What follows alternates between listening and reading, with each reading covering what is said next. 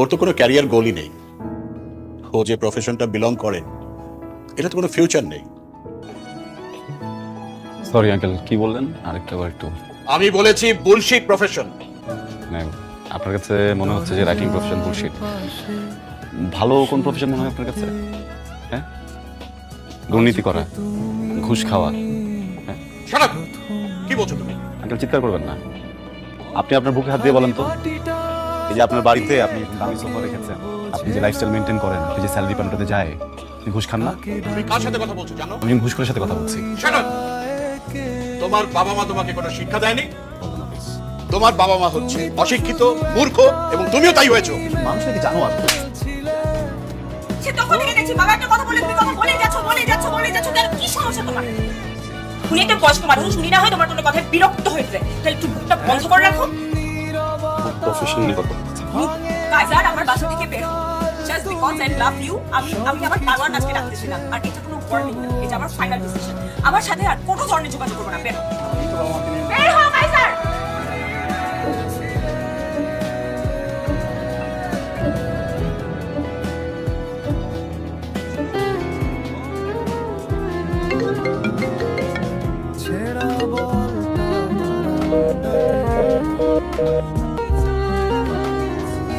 জীবন জুড়ে থাকো, পাখি গো নাম ধরে ডাকো, কেমন করে অচেনা থাকো, পাখি গো নাম ধরে ডাকো, তুমি তো পাখি গো তবু কাঁদতে শিখিয়েছো মানুষকে। সবাই বলে আরেকটা নিলে ঠিক হয়ে যায়, কিভাবে বুঝি নাজনি কি বাবু কাঁদতেছে কেন সকাল থেকে? বাবা চলে গেছে, বাবা চলে গেছে। বাবা আসবে আবার একটু পরে। চলো চলো চলো চলো বাবা যাই। নাজনিন কি হয়েছে বাবা? হ্যাঁ, না না, আচ্ছা আচ্ছা আচ্ছা আচ্ছা, হ্যাঁ হ্যাঁ। ঠিক আছে, এটা দেখেন আমি ম্যানেজ করে নেব। আচ্ছা ঠিক আছে। তোমার আমি কতবার সাবধান করছি, কথা শোনো না, প্রত্যেক দিন কোম্পানির পলিসির বাইরে গিয়ে দিনের পর দিন অনিয়ম করছে, ঘুষ খাইছে, মনে করছো কিচ্ছু হবে না, কেউ জানবে না। হ্যাঁ, আরে ভাই, নতুন সিওর ব্যাপারে আমি তোমার বলি নাই, আগে বলি নাই বলছি, কিন্তু তুমি পাত্তা দাও। এখন তদন্ত হবে, চাকরির আশা করো না, কিভাবে জেলে যেতে না হয় সেরকম তদন্ত। স্যার, আপনি না শুধু শুধু ভয় পেয়েছেন। এসব লেটার ফেটার কিচ্ছু না স্যার। যে তদন্ত কমিটি বসাইছে সব তো সিইও স্যারের টাকা খাওয়ার ধান্দা। 2-3টা বান্ডেল দিয়ে দিলে সব কিছু ঠান্ডা হয়ে যাবে। স্যার আজ দেখা করতে পারবেন না, আপনার কিছু বড় থাকলে আমি তদন্ত করে দেবো। কেন আপনি স্যারকে বলেন নাই আমি হাসিম সাহেবের রেফারেন্সে আসছি? বলেছি, তারপরে উনি দেখা করতে পারবেন না। Sorry, thank you. স্ট্রেঞ্জ। প্রজেক্টের রেসপন্সিবিলিটি ছিল আমার উপর। এখন না আমি বুঝতেছি না আসলে কিভাবে কি ম্যানেজ করবো। আচ্ছা, তো ম্যানেজার স্যার তো তোমাকে অনেক স্নেহ করে, উনি কোনো হেল্প করতে পারবে না? স্যারকে বেশ কয়েকবার বলছি, স্যার কেন জানি বারবার এই বিষয়টা অ্যাভয়েড করে যাচ্ছে। কিচ্ছু হবে না, এত টেনশনের কিচ্ছু নেই। ম্যানেজার স্যারের সাথে তো আমি কথা বলেছি কয়েকবার, কালকে আমি যাবো, যে ওনার সাথে কথা বলবো, দেখি কি করা যায়। ঠিক আছে? কি খাবেন ভালো? ইতালিয়ান কিছু নেই? না, আমি কিছু খাবো না। আমি আসলে আপনার সাথে একটা জরুরি বিষয়ে কথা বলতে এসেছিলাম। ভাবি, আমি বোধহয় বুঝতে পারছি আপনি আসলে কোন বিষয়টাকে মিন করছেন।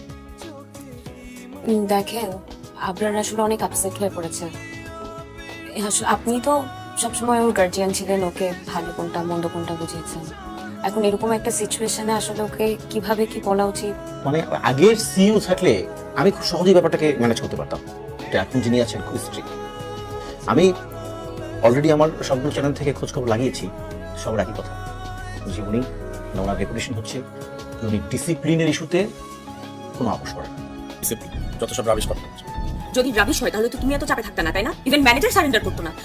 প্লিজ আমাকে বলো ব্যাপারটা কি? এটা ফাইন্যান্সিয়াল প্রজেক্টের প্রবলেম, বড় একটা ঝামেলা হয়েছে। তাহলে তোমাকে একা কেন স্যাক করবে? Because I am the team leader. কি আশ্চর্য, you are the team leader. তো তোমার সাবঅর্ডিনেট আছে না, শুধু তোমার চাকরি যাবে কেন? তাহলে সবার চাকরি যাওয়ার কথা, তাই না? ওয়েট, ফাইন্যান্সিয়াল প্রবলেম বলতে কি বলতেছো? তুমি কি ঘুষ খাও? রসুন, এই যুগে ঘুষ কে না খায়? তোমার বাবাকে দেখো, তোমার বাবা কি এত বড় বাড়ি, লাক্সারি গাড়ি, এমন লাইফস্টাইল বেতনের টাকা দিয়ে করছে? ঘুষের টাকা দিয়ে করছে। তুমি প্লিজ সিও স্যারের সাথে একটু কথা বলে গিয়ে, এই তদন্ত কমিটি না থাকলেও তো আমি এই প্রবলেম এক চুটকিতে ম্যানেজ করে ফেলতাম। এটা আমার জন্য কোনো ব্যাপারই ছিল না। এখন তদন্ত কমিটি সিও স্যারের ভয়ে একটু এদিক সেদিক করতে পারতেছে না। এটাই হয়ে গেছে মেন প্রবলেম। তুমি একটু প্লিজ কথা বলো, প্লিজ। কাইসার, টিমের সবাইকে কনফারেন্স রুমে আসতে বলুন। হ্যাঁ, কাইসার,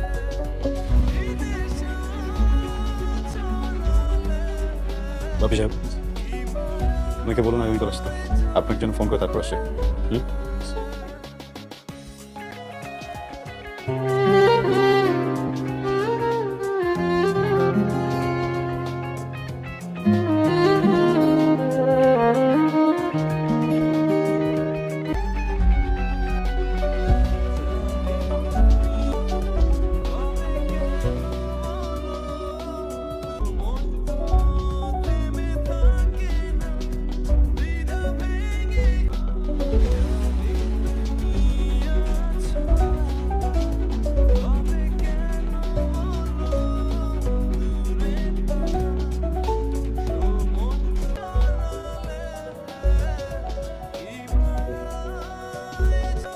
বলতে পারছি না। কালকে আবার যেতে বলেছি। এই মহান আদর্শবান সিওর বাচ্চা যে কয়জনের নাম লিস্ট করছে প্রত্যেকটাকে জেলে পাঠাইছে। এই হারামজাদার বাচ্চা কোনোভাবেই আমাকে ছাড়বে না। কি না দিয়ে চেষ্টা করছি আমি? টাকা, ক্ষমতা সবকিছু দিয়ে চেষ্টা করছি, তাও আমি কোনোভাবে ম্যানেজ। উনি ম্যানেজ হলে সবকিছু সলভ হয়ে যাবে।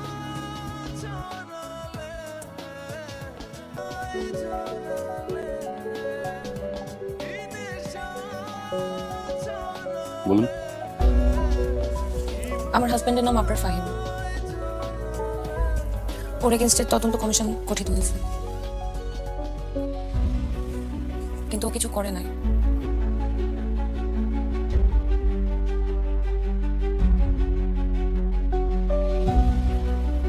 জি, ইনভেস্টিগেশনে কি অবস্থা? হুম হুম বিশেষভাবে খেয়াল রাখবেন অপরাধী যেন সর্বোচ্চ শাস্তি হয়।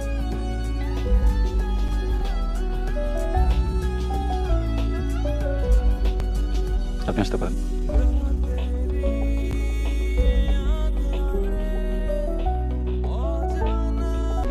ছিল ইভেন্ট ম্যানেজার স্যার আবরারকে এটা নিয়ে ওয়ার্ন করেছিলেন, কিন্তু আবরার তো মাথায় যায়নি। এখন আবরারের অফিসে কি হচ্ছে সেটা তো আর আমি জানি না, তাই না? তারপরে জেলে দিবি? হ্যাঁ, আরে ঘুষ খাওয়া, ঘুষ দেওয়া, তুই তো এই দেশের সিস্টেম। শোন, ভালো করে খোঁজ নিয়ে দেখ, ও নিশ্চয়ই ঘুষ খায়। আমার মনে হয় না ও ঘুষ পায়। তাহলে ব্যাপারটা আপনারই ম্যানেজ করুন। ঠিক আছে, আমি অফিসে গিয়ে কথা বলবো, দেখি কি করে। বাবা, ও যদি তোমাকে আবার অপমান করে? জি না। কে আপনি? আমি প্রসূনের বাবা।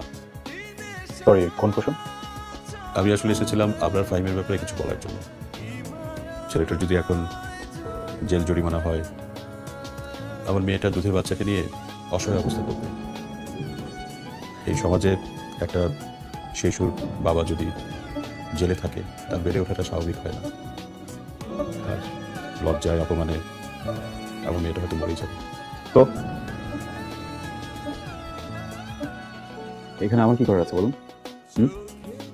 দেখুন মিস্টার, আপনার নামটা যেন কি? আমার নাম হোয়াট এভার। দেখুন, আমি দুর্নীতিবাজ, পুষ্প, এই ধরনের মানুষগুলো আপনি দেখতে পারেন। বিশেষ করে এদের হয়ে যারা সাফাই গাইতে আসে তাদেরকে পারো না। আপনাকে একটা অ্যাডভাইস। আরে ও তো অপমান করার জন্য বসেছিল। এটা অপমান না, এটা প্রতিশোধ। আমরা পুলিশকে ধরিয়ে দিয়েছিলাম, সেই জন্য প্রতিশোধ নিল। না বাবা, কাজ আমার প্রত্যাখ্যান মানতে পারে না। চাকরি, সাফল্য, দুনিয়াদারি।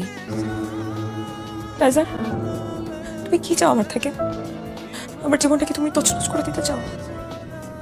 তুমি কি আমাকে রাস্তায় ফেলে দিতে চাও? তুমি আমাকে পথে বসাতে চাও? তুমি কি চাও আমি আমার বাচ্চাটাকে নিয়ে রাস্তায় রাস্তায় ঘুরে বেড়াই? কি করলে তোমার একটু শান্তি হবে বলো তো? তোমার অনেক রাগ না আমার উপরে? কি তোমার সাথে পার্সোনাল সময় কাটালে তুমি খুশি হবা? তুমি আমাকে তখন শান্তি দিবা?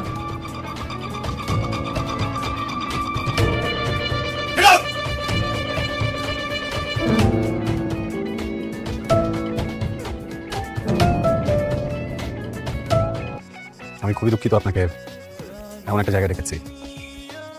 আসলে যে বিষয়ে আপনার সাথে কথা বলবো এটা আপনার জন্য খুব সম্মানজনক না।